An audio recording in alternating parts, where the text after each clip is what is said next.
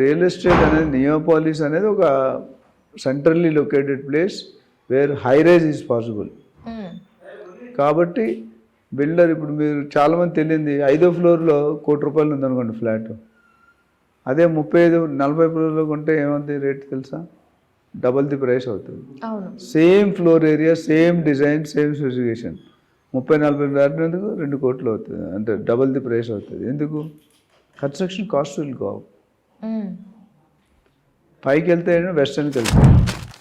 మనకు వచ్చేది ఏంటంటే పొల్యూషన్ ఫ్రీ ఎయిర్, వెంటిలేషన్, లైట్లు అక్కర్లేదు. బట్ ఎప్పుడైనా పవర్ బ్యాకప్ మొత్తం పడిపోయింది అనుకోండి, యూఆర్ అవుట్. అంటే ముసలి ఎవరైనా ఉంటే ఏదైనా కిందకి రావాలంటే 40 ఫ్లోర్లు దిగి రాగలరా? రాలేరు.